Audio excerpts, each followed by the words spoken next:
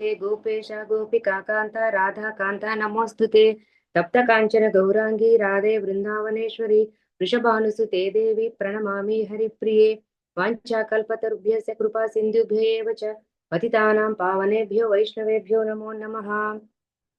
హరే కృష్ణ. అందరికీ ప్రణామాలు. ఈరోజు పాసురం 19. குத்து விளக்கெரிய கோட்டுக்கால் கட்டில் மேல் மெத்தென்ற பஞ்ச சயனத்தின் மேலேறி ஒத்தலர் பூங்குழல் நப்பின்னை கொங்கை மேல் வைத்து கிடந்த மலர் மார்பாவாய் திறவாய் மைத்தடங்கன் கண்ணினாய் நீ உன் மணாளனை எத்தனை போதும் துயிலல ஓட்டாய்கான் எத்தனை ஏலும் பிரிவார்த்ததில்லாயால் తత్వమండ్రు తగవేలోరెంబావాయ్. దీని భావము: బుద్ధి దీపములు చుట్టూను వెలుగుచుండగా ఏనుగు దంతములతో చేయబడిన కోళ్లు గల మంచం పైనున్న చల్లదనము, మెత్తదనము, తెల్లదనము, ఎత్తు వెడల్పు కలిగిన పాన్పుపై ఎక్కి గుత్తులు గుత్తులుగా వికసించుచున్న పూలు తలలో ముడుచుకొనిన కేశపాశము గల నీలాదేవి యొక్క స్తనములపై తన శరీరమును ఆనుకొని పరుండి విశాలమైన వక్షస్థలము గల శ్రీకృష్ణ, నోరు తెరిచి మాట్లాడుము, కాటుక పెట్టుకున్న విశాలమైన కన్నులు గలవు నీలాదేవి, నీవు నీ ప్రియుని ఎంతసేపు లేవనీయవు? ఇంత పాత్రపు ఎడబాటు కూడా ఓర్వలేకుండుట నీ స్వరూపమునకు, నీ స్వభావమునకు తగదు. ఇది తాత్పర్యం. మనం వివరణ చూద్దాము. నిన్నటి పాసురంలో నీలాదేవిని మేల్కొలిపి ఈ పాసురంలో శ్రీకృష్ణుని నీలాదేవిని ఇద్దరిని కూడా మేల్కొనవలసిందిగా అర్థిస్తున్నారు మన గోపికలు గోదాదేవితో సహా కలిసి. లక్ష్మీదేవి పురుషకారము అనగా భగవంతునికి మనకి మధ్యవర్తిని. ఆమె అంశమే నీలాదేవి. నీలాదేవిని మేల్కొలుపుటచే పురుషకారమును ముందుగా ఆశ్రయించాలి అనేది తెలుసుకున్నాము. లక్ష్మీదేవి పురుషకారము కనుక ఆమెను ఆశ్రయించుటకు వేరొకరిని ఆశ్రయింపనక్కరలేదు. కానీ పరమాత్మను ఆశ్రయించినప్పుడు అమ్మవారిని ఆశ్రయించే తీరాలి. ఆశ్రయించిన తరువాత లక్ష్మీనారాయణునిద్దరిని సమంగా సేవించాలి. లక్ష్మీ పురుషకార భూతురాలు, నారాయణుడు ఉపాయ రూపుడు. కానీ జీవులచే సేవించబడినప్పుడు వారి వారి పనులు లక్ష్మీనారాయణులిద్దరికీ కూడా కైంకర్య రూపంగా ఉండాలి. కైంకర్యం అంటే భగవంతునికి ప్రీతికరమైన పనులు క్రమశిక్షణతో చేయడం. ఉదాహరణకు ఆలయంలో చేసే సేవలు అటువంటివి అన్నమాట. అందుకే గోపికలు ముందు నీలాదేవిని ఒక్కరినే మేల్కొలిపి ఈ పాసురమున లక్ష్మీనారాయణులిద్దరినీ కూడా మేల్కొలుపుతున్నారు. అమ్మవారి ద్వారా పరమాత్మని ఆశ్రయించటం వల్ల భగవానుని యందు కారుణ్యము పొంగి జీవునిపై ప్రసరిస్తుంది. అయితే మొదట నీలాదేవి ఆమెను వేడుకున్నారు కదా ఈ గడియ తీయమని. అందుకని ఆమె తలుపులు తెరవడానికి లేవబోయింది అమ్మవారు. ఆమెకు సంబంధించిన వారిపైన పరమాత్ముడు ఎక్కువగా ప్రేమ చూపిస్తాడు. కాబట్టి తనే వచ్చి తలుపు తెరవాలని నీలాదేవిని వెళ్ళనీయకుండా వెనుకకు లాగుతాడు. వెనుకకు లాగి మంచంపై పడవేసి ఆమెపై తాను అదిమి పట్టి పడుకుని ఆమె స్పర్శ సుఖముచే ఒళ్ళు మరచి తలుపు తెరవకుండా ఉండిపోయారు. గోపికలు స్వామిని మేల్కొలిపి తలుపు తీయవలసిందిగా అర్థించారు. వీరి ప్రార్థనలు విని తలుపు తీయడానికి స్వామి లేవబోతుంటే నీలాదేవి తన కళ్ళతో తలుపు తెరవ వీలు లేదని స్వామిని వెళ్ళనివ్వకుండా ఆపుతుంది. అది చూసి గోపికలు, అమ్మా, ఇది న్యాయం కాదు తల్లి, నీవు తలుపు తెరవవు, స్వామిని తెరవనీయట్లేదు, దయచేసి తలుపు తీయమ్మా అని ప్రతిమలాడుతున్నారు. ఈ పాసురము శృంగార రసభరితంగా ఉన్నట్లు అనిపిస్తుంది. కానీ ప్రేయసి ప్రియులు వాళ్ళ ఆలింగనము, ప్రేయసి ప్రియుల మధ్య ఘర్షణ మొదలైన వాటి గురించి ఇక్కడ తెలియజేయబడుతుంది. కానీ ఇది మనసులో జుగుప్సను పుట్టించవచ్చు. ఎవరికి? నాస్తికులకి. దేవాలయాల పైన ఉంటాయి కదా బొమ్మలు, అవి చూసి అర్థం కాని వాళ్ళకి, అవి చూసి తప్పుగా ఆలోచించుకునే వాళ్ళకి, వీళ్ళందరికీ కూడా అది నచ్చదు. అయితే దీంట్లో తెలియజేయబడింది తాత్విక నిరూపణమే గాని శృంగారం కాదు అనేటువంటిది మనం అర్థం చేసుకోవాలి. మనం భక్తులం కాబట్టి ఖచ్చితంగా మనము తెలుసుకోవాలి. సృష్టికి ముందు తరువాత కూడా పరమాత్మ లక్ష్మీ సహితుడయే ఉంటాడు. శ్రీమన్నారాయణ తత్వము అవిభాజ్యమైన అంటే విడదీయలేనటువంటి ఏక అనేక తత్వము. అమ్మ శ్రీదేవియే సర్వేశ్వరుని కారుణ్యమయ సంకల్పము. ఆ సంకల్పమే ఈ జగత్తును రక్షించడానికి, అంటే సృష్టి స్థితి లయలకు కారణము.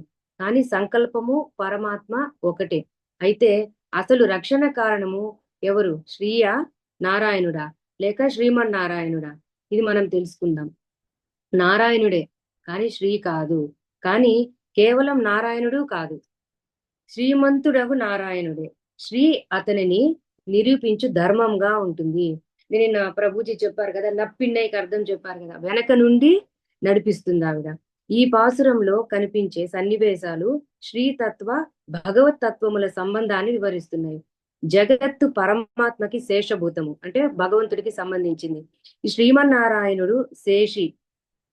శ్రీని నారాయణుని వేరువేరుగా భావింపక ఆ జంటయే జగమంతటికి శేషి అని తెలుసుకోవాలి. శేషి అంటే చివరికి ఉన్నవాడు, ఎప్పటికీ ఉన్నవాడు, అంతం లేనివాడు అని అర్థం. జగత్తును రక్షించాలి అనే కారుణ్యపూర్ణమైన సంకల్పమే పరమాత్మను రక్షకునిగా చేస్తుంది. కానీ ఆయన సంకల్పం లేనివాడు కాదు. శ్రీ అనే కారుణ్య రూప సంకల్పము అంటే పరమాత్మలో కారుణ్యాన్ని కలిగించే ఉద్దేశము. రక్షణ అనేది అవసరం లేనప్పుడు పరమాత్మ వక్షస్థలంలో ఒదిగిపోయి ఉంటుంది. రక్షింపవలసిన అవసరం రాగానే ముందు అమ్మవారు అంటే కారుణ్యము ఉద్బుద్ధమవుతుంది, అంటే జాగృతమవుతుంది, మేలుకొంటుంది అన్నమాట. అప్పుడు దేవతలని నియంత్రణలోకి తీసుకొని దయకు అర్హులైన వారిని పరమాత్మ రక్షిస్తారన్నమాట. ముందు నీలాదేవి లేచి తలుపు తెరవడానికి రావడం, ఆమెను కృష్ణుడు అడ్డగించి పరుండవేసి ఆమె వక్షస్థలమున ఉండు భక్తి వాత్సల్యములకు వసుడై ఆమెను వదలలేకుండుటం, మరలా శ్రీకృష్ణుని వదలమని నీలాదేవిని అర్థించడం మొదలగు శృంగార ప్రధానములుగా కనపడు సన్నివేశములు శ్రీమన్నారాయణ తత్వము నందలి శ్రీతత్వం నారాయణ తత్వముల సంబంధాన్ని వివరిస్తున్నాయి. మనము చేసే సేవ లేదా భజనము ఇద్దరిని ఉద్దేశించి చేయవలెను, కానీ విడివిడిగా చేయకూడదు. అందుకే లక్ష్మణుడు ఏమన్నాడు? భవాంస్తు సహ వైదేహ్య గిరిసానుషు రంస్యతే అహం సర్వం కరిష్యామి. ఓ రామ, మీరు సీతమ్మతో కలిసి పర్వత పరిసరాల్లో విహరిస్తూ ఉండండి, నేను మీకు సేవలు చేసుకుంటాను అని అంటాడు. అలా భగవంతుని జంటగానే సేవించాలి, కానీ విడిగా ఎప్పుడు మనము సేవించకూడదనే విషయం ఇక్కడ మనకు తెలియజేస్తున్నారు. ఇంక విశేషార్థానికి వస్తే, కుత్తు వెలక్కరియ కోట్టుకాల్ కట్టిల్ మేల్, గుత్తు దీపములు వెలుగుచుండగా దంతపు కోళ్లు గల మంచంపై శ్రీకృష్ణుడు లీలాదేవితో శయనించి ఉన్నాడు. ఆ శయనమునకు పక్కన 5 ముఖములతో వెలుగడి ఎత్తైన శయ్యపై అమర్చబడిన దీపములు వెలుగుచుండును. ఎచటి కావలెనన్నా అచటికి తీసుకొని పోవ వీలుగా నుండును. దీనిని గుత్తి దీపం అందరు. గోపికలకు ఒక నియంత్రణ ఉంది. వాళ్ళు వాళ్ళ పెద్దల నుండి అనుమతి పొంది కానీ శ్రీకృష్ణుని కలవలేరు. కానీ ఎవరి అనుమతి లేకుండా, తెల్లవారుతుందేమో అన్న భయం లేకుండా, చీకట్లో కానీ కలవడానికి వీలు లేదు అన్న నియమం లేకుండా దీపాలు వెలిగించుకొని ఆ కాంతిలో కృష్ణుని ముఖము చూస్తూ హాయిగా నిర్భయంగా కృష్ణుని అనుభవించగల భాగ్యం కలదు ఈ నీలాదేవికి అని గోపికలు అసూయ పడుతున్నారన్నమాట. ఆ అసూయ కూడా అందంగా చూపించింది మన గోదాదేవి. ఈ విధమైన అసూయ ఆరోగ్యకరమైనదే, భౌతికమైన అసూయే మంచిది కాదు. నీలాదేవిని శ్రీకృష్ణుణ్ణి సేవించడానికి మేముండవద్దా అని గోపికల అభిప్రాయము. మేము మీకు సేవ చేసుకొనుటకు అవకాశం కల్పించండి, మీ వద్దకు చేర్చుకోండి. మేము బయట బాధపడుతుంటే మీకు లోపల ఆనందంగా ఉంటుందా? మీరిద్దరూ ఆనందాన్ని అనుభవిస్తున్నప్పుడు మేము కూడా మీతో ఉండడమే మాకు ఆనందము. సీతారాములు వనమున కేగి విహరించుచుండగా లక్ష్మణుడు వారిని చూసి ఆనందించేవాడని వాల్మీకి మహర్షి రామాయణ వనేత్రయ వనమున ముగ్గురును రమించుచుండిరి అని పలికాడు. ఆ విధంగా మిమ్మల్ని చూసి ఆనందించే భాగ్యము మాకు కలిగించవలసిందని వేడుకుంటున్నామని బయట నుంచి గోపికలు అడుగుతున్నారనమాట. శ్రీకృష్ణ పరమాత్మ కూడా గోపవంశ సముద్భూత మంగళ దీపమే. తనంత తాను ఎవరికి కనపడడు. నీలాదేవి ప్రకాశింపజేస్తేనే ప్రకాశిస్తాడు. అంటే మనం పరమాత్మను పొందాలంటే శ్రీతత్వం మధ్యవర్తిగా ఉంటుంది. అటువంటి నీలాదేవి కూడా కనపడకుండా లోపల శ్రీకృష్ణునితో చేరి ఉన్నదని అంటున్నారు ఇక్కడ గోపికలు. శ్రీమన్నారాయణ తత్వమును తెలియజేయు జ్ఞానమే దీపము. ఇది పంచముఖంగా వెలిగే గుత్తి దీపము. చీకటిని తొలగించి సత్యాన్ని తెలియజేయనిదే ప్రమాణము. ప్రమాణాలలో ముఖ్యమైనది వేదము. ఇది 5 విధములుగా ఉంటుంది. శృతి, స్మృతి, ఇతిహాసము, పురాణములు, ఆగమములు అనే 5 విధములుగా విజ్ఞాన సాధనములకు ప్రమాణాలే ఈ గుత్తి దీపము. వీటి మూలంగానే కలిగే జ్ఞానంతో శ్రీతత్వ నారాయణ తత్వములు మనకు అర్థమవుతాయి. నీలాకృష్ణులు శయనించిన మంచము దంతపు కోళ్లు కలది. కువలయ పీఠం అనే ఏనుగును చంపినది ఈమె కోసమే. కంసుని కువలయా పీఠము అనే ఏనుగును చంపి దాని దంతములు తీసి నీలాదేవి మంచమునకు కోళ్లుగా చేయించాడు కృష్ణుడు. ఈమె వీరపత్ని కాబట్టి పరాక్రమంతో జయించిన వస్తువులకే గాని తృప్తి చెందదు. కరదూషణ త్రిశురులను రాక్షసులు 14,000 మంది రాక్షసులను చంపి వచ్చిన శ్రీరామచంద్రుని చూసి సీతమ్మ గాఢముగా కౌగలించుకున్నట.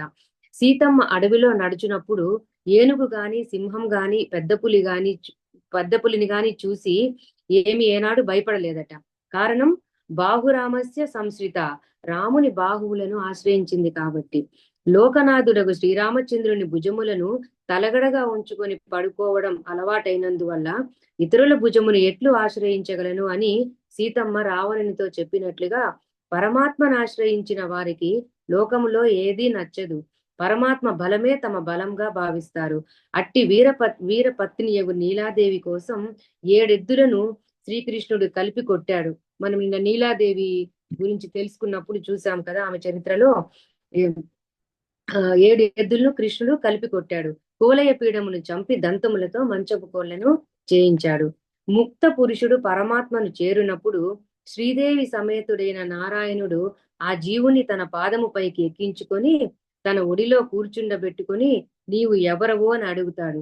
జీవుడు అహం బ్రహ్మాస్మి అని సమాధానం చెప్తాడు. అట్లు పరమాత్మని నుండి వేరు చేసి చూపుటకు వీలు కాక తననే పరమాత్మగా పేర్కొనగలిగిన దశ అనుభవించడమే ఆ మంచముపై కూర్చుండిన పరమాత్మ వద్ద మాత్రమే.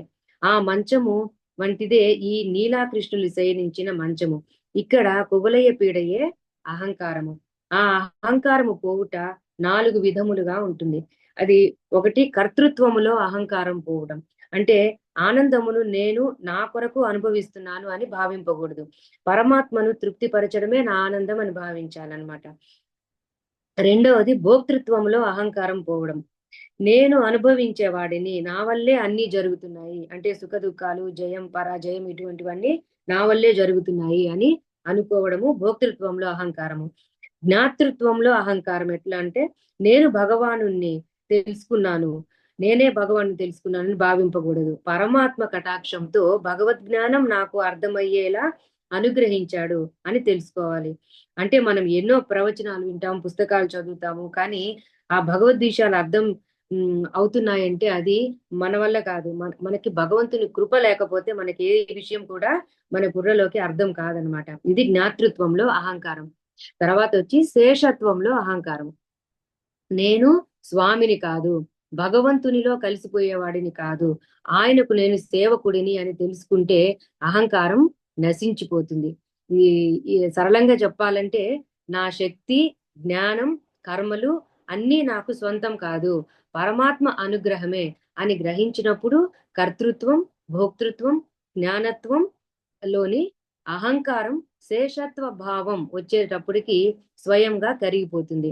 శ్రీమన్నారాయణ తత్వములు ప్రకాశించే జ్ఞానం అనేది దీపపు వెలుగుచే కనపడు దంతపు మంచపు కోళ్ళ కర్తృత్వాభిమాన రహిత స్థితి.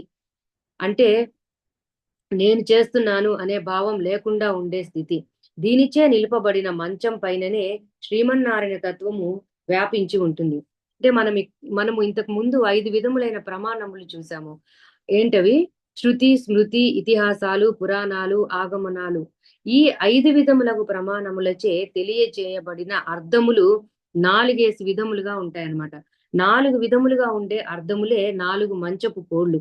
ఇలాంటివి మన శాస్త్రాలలో ఎన్నో చెప్పబడి ఉన్నాయి. వాటిల్లో ఇప్పుడు కొన్ని తెలుసుకుందాము. దేహములు 4 రకాలు: దేవ, మనుష్య, తిర్యక్, స్థావరములు. వర్ణములు బ్రాహ్మణ, క్షత్రియ, వైశ్య, శూద్రులు. ఆశ్రమములు బ్రహ్మచర్య, గృహస్థ, వానప్రస్థ, సన్యాసములు. భగవద్భజనశీలురు, ఆర్తులు, జిజ్ఞాసు, అర్ధార్థి, జ్ఞానులు. పురుషార్థములు ధర్మ, అర్థ, కామ, మోక్షములు. మోక్షము సారూప్య, సాలోక్య, సామీప్య, సాయుధ్యములు. మోక్ష సాధనములు కర్మ, జ్ఞాన, భక్తి, ప్రపత్తులు. మరణానంతర గతులు యామ్యాగతి అంటే యమలోకానికి వెళ్లే మార్గం, గర్భగతి మరణానంతరం మళ్ళీ తల్లి గర్భంలోకి ప్రవేశించే పునర్జన్మ ఉండే స్థితి, ధూమాది గతి అంటే కర్మ ఫలాల వల్ల స్వర్గానికి వెళ్లి మళ్ళీ పునర్జన్మకు దారి తీసే మార్గం, అర్చరాది గతులు వెలుగుతో ప్రారంభమయ్యే మరణానంతర దివ్య మార్గాలు. తర్వాత నెక్స్ట్ వచ్చి యుగములు, 4 యుగములు, కృత, త్రేత, ద్వాపర, కలియుగములు. యుగ ధర్మాలు ధ్యాన, యజ్ఞ, అర్చన, సంకీర్తనములు. వ్యూహాలు వాసుదేవ, సంకర్షణ, ప్రద్యుమ్న, అనిరుద్ధులు. భగవత్ క్రియలు సృష్టి, స్థితి, సంసార, మోక్ష ప్రదత్వములు. పై విధముగా చతుర్విధములగు నుండు శాస్త్రములచే నిలపబడు మంచంపై నీలాకృష్ణులు శయనించి ఉన్నారు అని ఇక్కడ వివరిస్తున్నారు ఆ 4 మంచకోళ్ళ గురించి. తర్వాత మెత్తండ్ర పంజు శయనెత్తిన్ మేలేరి మెత్తనైన 5 లక్షణములు గల పాన్పుపై అధిరోహించి మెత్తనైన దూదితో తయారు చేయబడిన పాన్పుపై నీలాకృష్ణులు శయనించి ఉన్నారు. గోపికలు నీలాదేవిని అసూయతో అధిక్షేపించుటకు ఇలా అంటున్నారు, మేము బయట బాధపడుతుంటే నీవు లోపల ఎలా పడుకున్నావమ్మా? పిల్లలు బాధపడుతుంటే తల్లికి హాయిగా నిద్ర పడుతుందా అని అడుగుతున్నారు. ఈ పడకకు 5 లక్షణాలు ఉండాలట. వేసవి కాలంలో చల్లదనము, శీతాకాలంలో వెచ్చదనము, తర్వాత పరిమళము, తెల్లదనము, మెత్తదనము, విస్తృతత్వము. పంచశయనము, పంచ అంటేనే విశాలమైనది అని అర్థం. ఇక్కడ పడక అంటేనే మెత్తది. మళ్ళీ 5 లక్షణాలలో మళ్ళీ మెత్తగా ఉండాలి అని అంటున్నారు. అంటే 2 మెత్తగా ఉండే విషయాలు ఇక్కడ తెలుస్తున్నాయి. ఎందుకంటే మిగతా 4 విషయాలు ఎలాగున్నా మెత్తగా ఉండడం అనే లక్షణము ఎక్కువగా ఉండాలి. ఎందుకంటే భగవంతుడి శరీరము అంత మృదువైనది. తామరాకుకు భగవంతుడి పాదాలకు ఒకసారి పోటీ వచ్చిందట. ఎవరు మృదువైన వారు అని దాంట్లో ఏం తేలింది? భగవంతుడి పాదాలే మృదువైనవి అని భగవంతుడే గెలిచాడనమాట. అందుకనే తామర పువ్వు ఎప్పుడూ ఆయన పాదాల్ని తన తలపై పెట్టుకుంటుంది. పంచశయనం అంటేనే విశాలమైన పడక, మంచం అని అర్థం. ఇటువంటి మంచంలో నీవు ఒకదానివే పడుకోవడం న్యాయమా? మేమందరం కూడా పడుకోవలసిన మంచంలో నీవు మాత్రమే పడుకోవడం న్యాయమా అని అడుగుతున్నారు గోపికలు. తర్వాత కొత్తలర్ పూంగులల్ నెప్పిన్నై కొంగై మేల్ వైత్తు కిడంద మలర్ మార్బా వాయ్ తిరవాయ్. నీలాదేవి తలలో దాల్చగానే పువ్వులు చెట్టుకు ఉన్నప్పటికంటే గుత్తులు గుత్తులుగా వికసిస్తున్నాయట ఇంకా ఆవిడ తల్లో. శ్రీకృష్ణ పరమాత్ముని స్పర్శ అమ్మవారి కేశములపై పడుట వలనే పూలు అలా అంత గుత్తులుగా వికసిస్తున్నాయట. మేము పూలు పెట్టుకోకూడదు అని నిశ్చయించుకొని వ్రతం చేస్తుంటే నీవు మాత్రం ఎలాగమ్మా ఇన్ని పూలు పెట్టుకున్నావు, ఇది నీకు తగునా అని బాధపడుతున్నారట గోపికలు. శ్రీకృష్ణుడు నీలాదేవిని క్రింద పడుకోబెట్టి ఆయన ఆమెపై పడుకుని ఆమెను తన వక్షస్థలంపై పెట్టుకొని అదుముకుని పడుకున్నాడు. కొంతసేపు తర్వాత ఆమె పైన పరమాత్మ కింద పడుకొని అదిమి పట్టుకొని ఎవరు క్రింద ఎవరు పైన ఉన్నారని తెలియలేనంతగా అదిమి పడుకుని ఉన్నారట. దీనిలో శృంగారమే ఎక్కువగా కనిపిస్తుంది. కానీ దీనికి ఒక ముఖ్యత్వం ఉంది. అది ఏమిటంటే మన మనసు ఈ భౌతిక ప్రపంచంలో ఉండే విషయాల చుట్టూనే తిరుగుతూ ఉంటుంది. అంటే ఎన్నో జన్మల నుంచి చేసుకున్న పాప పుణ్యాల ఫలితం కదా. భగవంతుని సేవించడానికి రమ్మంటే రాదు. కొంచెం సేపే మన మనసు భగవంతుని దగ్గర ఉండగలుగుతుంది. ఈ జగమంతా ప్రేమ కామంతో కూడిన ప్రేమతోనే ఉంటుంది, మునిగిపోయి ఉంటుంది. ఈ అల్పమైన ప్రపంచంలో ఉండే కామ సహితమైన ప్రేమను ఎంతసేపు అనుభవిస్తావు? దాన్ని దైవిక శృంగారంగా నేను చూపిస్తాను అని భగవంతుడి జీవుని బాగు కోసం ఈ లీలల్ని చేస్తున్నాడు. భగవంతుని శరీరం శుద్ధ సత్వమైనది, అమ్మవారి శరీరము శుద్ధ సత్వమైనది, మానవ శరీరం లాంటిది కాదు. అవి దివ్యమంగళ స్వరూపాలు. ఆ శృంగారంలో ప్రపంచ దోషాలు ఏవీ ఉండవు. మనం ఎప్పుడైతే ఇటు తిరుగుతామో మన మనసులో ఉండే దోషాలన్నీ మాయమవుతాయి. శుద్ధ సత్వం మనలో కూడా ఉద్భవిస్తుంది. ఈ ప్రపంచ కామం మన నుండి పూర్తిగా దూరం అవుతుంది.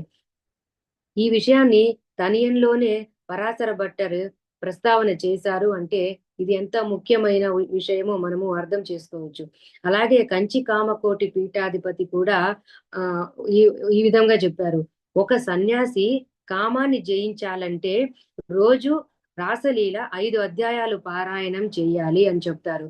అంటే సన్యాసికి చాలా నియమాలు ఉన్నాయి కదా, స్త్రీని చూడకూడదు, స్త్రీతో మాట్లాడకూడదు, ఇటువంటివి. అటువంటి వాళ్ళే కూడా ఈ ఆ ఆశల్యలను పారాయణం చేస్తే సన్యాసంలో స్థిరంగా నిలబడతారు అని చెప్తున్నారు. నెక్స్ట్ వచ్చి మలర్ మార్బా, విశాలమైన హృదయం కలవాడు. అసలే భగవంతుడు విశాలమైన హృదయం కలవాడు. అమ్మవారు ఆలింగనం చేసుకోవడం వల్ల విశాలంగా పెరుగుతున్న హృదయం కలవాడు. ఆండాలతో సహా గోపికలందరూ వచ్చి ఆలింగనం చేయబోతారు కాబట్టి పెరగబోతున్న హృదయం కలవాడు అని ఆండాల్ తల్లి వివరిస్తోందని పరాశర భట్టర్ ఇక్కడ తెలియజేస్తున్నారు. దాని తర్వాత మెత్తడ కన్నిన్నాయ్. మెత్తడ కన్నిన్నాయ్ అంటే కాటుకచే విశాలమైన కన్నులు కలదానా. అమ్మవారి కళ్ళు చాలా విశాలంగా పెద్దవిగా ఉంటాయని మనం విన్నాం కదా. గోపికలు పిలుస్తుంటే భగవంతుడే నేరుగా వచ్చి తలుపు తీద్దామని రాబోతుంటే అమ్మ తన కనుసైగలతో వెళ్ళకూడదని ఆజ్ఞాపించింది. అది చూసి గోపికలు చాలా ఆందోళన పడిపోయారు. భర్తృప్రేమ, పుత్రవాత్సల్యము, ఇవి రెండు గుణములు కల కాటుక భక్తి ప్రేమాంజనమును ధరించిన నీకు ఇది తగునా అమ్మా? మేము కాటిక పెట్టుకోము అని ప్రతిజ్ఞ చేసి కాటిక పెట్టుకొనుట మాని ఉంటే నీవు కాటిక పెట్టుకోవడం తగదమ్మా. మాకు కాటిక పెట్టించుకొనుటకు నీ కాటిక సాయపడవలనే కాని నీకోసం కాదు కదా. మంచి మంచిదివా తల్లి, మరచితివా తల్లి అని ప్రాధేయపడుతున్నారు. మేము ఇక్కడ బయట బాధపడుతుంటే నీవు లోపల సుఖంగా ఇలా భగవంతుణ్ణి అనుభవిస్తూ ఆనందిస్తూ ఉంటే నీకు ఉండడం నీకు తగునా అమ్మా అని బయట నుంచి గోపికలు అడుగుతున్నారు అనమాట. తర్వాత నీ ఉన్మనాళనై ఎత్తనై పోదుం తుయిలెల ఓటాయిగాన్ అంటే నీవు నీ ప్రియుణ్ణి ఒక్క క్షణమైనా నిద్ర నుండి మేల్కొనియవు కదా అమ్మా. నీ ప్రేమకు ముగ్ధుడై నీ ఇష్టం వచ్చినట్లు నడుచుకునే నీ వల్లభుడు మాకు నీ ద్వారా లభిస్తాడని ఆశించి వచ్చాము. నీ సంబంధమును మేము కోరుకుంటున్నాము. అటువంటి నీ చూపుతో, నీ కనుబొమ చిట్లింపుతో స్వామిని వశపరుచుకుని మాకు వర్షింపవలెను. కానీ నీవే అడ్డగించుట న్యాయమా తల్లి అని అడుగుతున్నారు. లోక భర్త గోపీజన వల్లభుడు అయిన లోకమంతటికీ చెందిన వానిని నీలాదేవి తనవానిగా భావించి లేవనీయకపోవుటచే అసూయతో గోపికలు నీ ప్రియుడు అని అధిక్షేపిస్తున్నారు. మేము మీ ఇద్దరికీ కైంకర్యం చేసుకున్నట్టుకే వచ్చాము. మీకు మా వల్ల ఏ విధమైన భంగము కలగదు అని వేడుకొని స్వామిని లేవనీయవమ్మా అని బ్రతిమలాడుతున్నారు. తర్వాత ఎత్తనై మేலும் పిరివాత్తగిల్లాయాల్ తత్వమన్రు తగవన్రు. ఒక్క క్షణమైన స్వామి విరహము ఓర్వలేకపోతే నీ స్వరూపానికి తగదమ్మా, అది నీ స్వభావమునకు తగదమ్మా. నీవు ఎవరినైనా బాధ పెడుతుంటే చూడలేని దానివి కదా. సీతమ్మ రాక్షస స్త్రీలను ఆంజనేయుడు హింసిస్తాను అన్నప్పుడు తప్పు చేయని వాడెవరు నాయనా అని వారించింది. తననే హింసించిన రావణునికి హితం కోరి శ్రీరామునితో చెలిమి చేసి జీవించమని సలహా ఇచ్చిన సీతమ్మ. అంతటి కృపామయవగు నీకు మమ్మల్ని ఇట్లా ఉపేక్షించడం న్యాయమా తల్లి? పురుషకార భూతురాలవై స్వామి కంటే ముందు మాకు దర్శనం ఇచ్చి మమ్మల్ని దిద్ది స్వామి వద్దకు చేర్చవలసిన నీవే ఇట్లు స్వామిని వీడుకుండుట నీ స్వభావమునకు తగదు. అఖిల జగన్మాతవు అశరణ్య శరణ్యురాలవు అగు నీవు తల్లి బిడ్డలకు సహాయం చేయునట్లు మాకు సాయపడాలి కదా. దిక్కులేని వారికి దిక్కువై ఆదుకొనాలి కదా. మమ్మల్ని స్వామిచే అనుగ్రహింపజేయడానికి సహాయపడవలసింది అని నీలాదేవిని నిష్ఠూర భాషణములతో విలంబమును ఓర్వలేక అంటే ఎడబాటును ఓర్వలేక గోపికలు ప్రార్థించిరి. ఇలాగే మనమందరం కూడా గోపికలతోటే ఉన్నాము. గోపికలతోటే చేరి మనమందరం కూడా భగవంతుణ్ణి చేరుకోవడానికి ప్రార్థిస్తాము. తర్వాత ఏమైందో రేపటి పాసురంలో కలుసుకుందాము. హరే కృష్ణ కృష్ణ కృష్ణ హరే హరే, హరే రామ రామ రామ హరే హరే. శ్రీల ప్రభుపాద్ కి జై, శ్రీ గురుదేవ్ కి జై. హరే కృష్ణ. ప్రభుజీ ఏదైనా సరిదిద్దాల్సింది ఉందా దీంట్లో? కొంచెం చూస్తారా? మొదటి సరిదిద్దాల్సింది ఏం లేదు మొదటి, కొంచెం నేను యాడ్ చేస్తాను మీరు చెప్పిన దానికి. సో ఇందులో ఒక అద్భుతమైనటువంటి అంశాన్ని ఆచార్యులు మనకు ప్రస్తావిస్తారు. అందులో మెత్తైన పంచశయనెత్తిల్ మేలియేరి, మెత్తనైనటువంటి పంచశయనము మీద అని చెప్తారనమాట. దీనికి ఇది శ్రీ వైష్ణవ సాంప్రదాయంలో దీన్ని అర్ధపంచకం అని చెప్తారు. అర్ధపంచకం అంటే యాక్చువల్గా వాస్తవానికి శ్రీ వైష్ణవ సాంప్రదాయంలో వివరంగా తెలియజేసినప్పటికీ కూడా అన్ని వైష్ణవ సాంప్రదాయాలకు కూడా ఇది చాలా చక్కగా అన్వయిస్తుంది అనమాట. శ్రీమాన్ పిళ్ళై లోకాచార్యులు వారిని ఒక ఆ, ఆచార్యులు ఉండేవారు.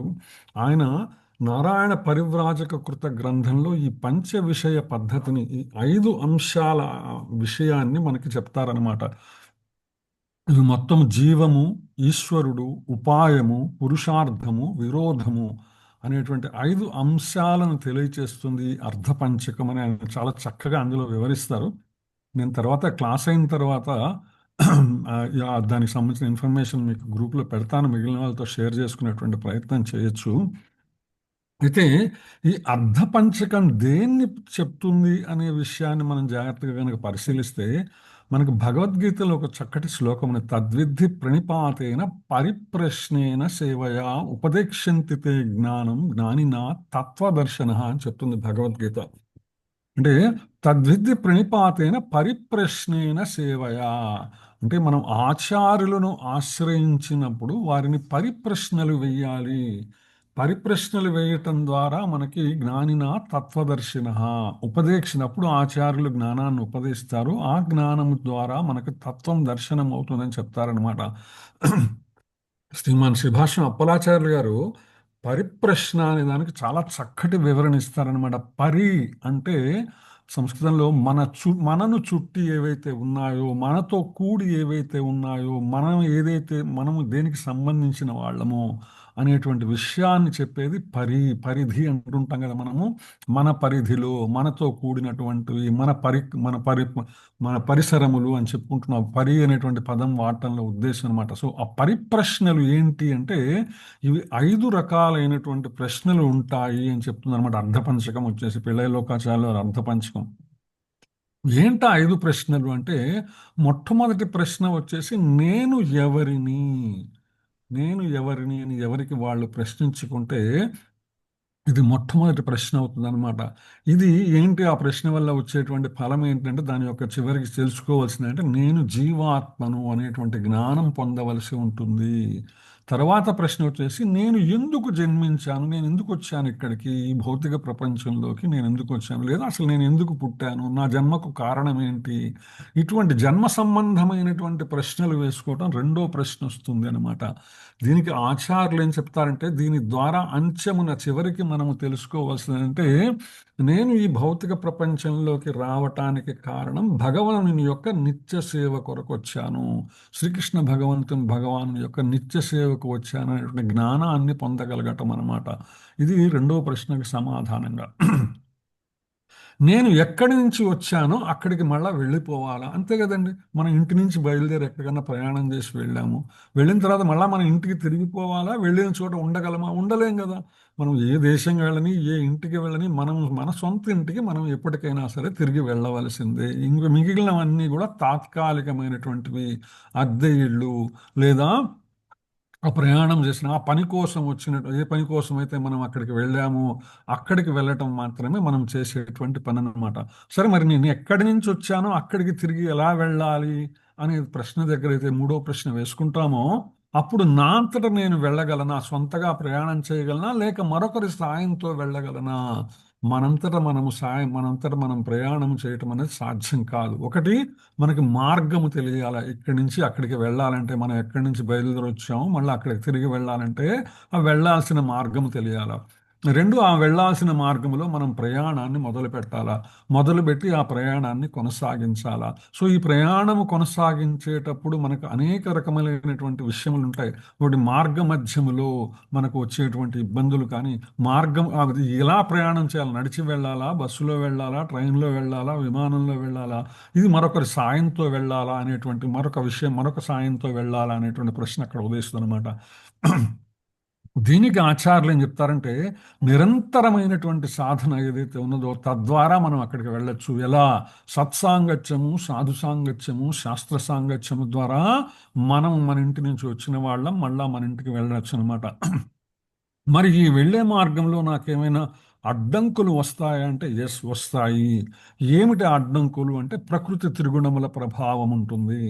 తరువాత ప్రకృతి యొక్క ప్రభావం ఉంటుంది. నీ సొంతంగా స్వీయమైనటువంటి ఇంద్రియముల ప్రభావం ఉంటుంది. ఇది నేను వెళ్ళటానికి వచ్చేటువంటి అడ్డంకులు అన్నమాట. ఇవి నాలుగో ప్రశ్నగా వస్తుందన్నమాట.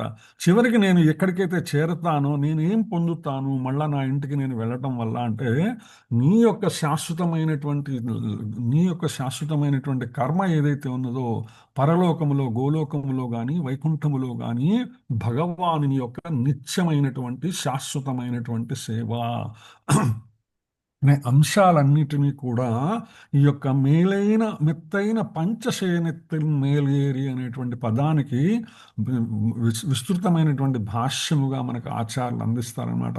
శ్రీమాన్ పిళ్ళై లోకాచార్యుల వారు అర్ధపంచకంలో, శ్రీమాన్ శ్రీభాష్యం అప్పలాచార్యుల వారు తన భాష్యానికి ఇచ్చినటువంటి ప్రవచనంలో ఈ 5 అంశములు ప్రతి ఒక్కళ్ళు కూడా పరిప్రశ్నలు వేసుకోవాలా. నేను ఎవరిని, నేను ఎందుకు జన్మించాను, నేను ఎక్కడి నుంచి వచ్చానో అక్కడికి తిరిగి వెళ్ళాలా, ఎలా వెళ్ళాలి, వెళ్ళేటప్పుడు వచ్చేటువంటి అడ్డంకులు ఏమిటి, నేను చేరే గమ్యంలో లక్ష్యంలో నేను పొందేటటువంటి ఏమిటి. ఈ 5 అంశములు మనం అర్థం చేసుకోగలిగితే మన యొక్క విస్తృత ప్రయోజనము, మనం భౌతిక జగత్తులో వచ్చిన దానికి మన యొక్క లక్ష్యము, గమ్యము, మనం ఏం చేయాలనేటువంటి స్పష్టమైనటువంటి అవగాహన వస్తుందని ఆచార్యులు మనకు తెలియజేస్తారనమాట. ఆండాళ్ తిరువడిగలే శరణం. హరే కృష్ణ హరే కృష్ణ కృష్ణ కృష్ణ హరే హరే, హరే రామ హరే రామ రామ రామ హరే హరే.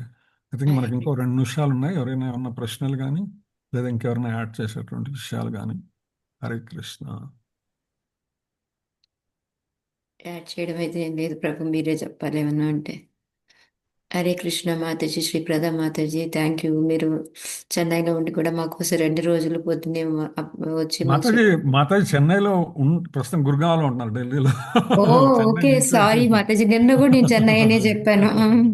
గురుగావ్ నుంచి అలా వచ్చే పాపం చాలా కోల్డ్ గా ఉండి ఉంటుంది కదా మాతాజీ అక్కడ ఇప్పుడు.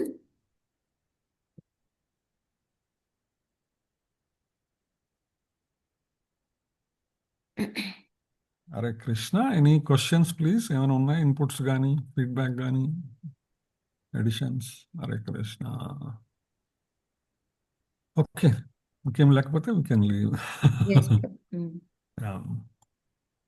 హరే కృష్ణ. హరే కృష్ణ. హరే కృష్ణ మాతాజీ, మనం బ్రేక్అవుట్ రూమ్స్ ఖాళీ చేద్దాం. ఓకే, హరే కృష్ణ.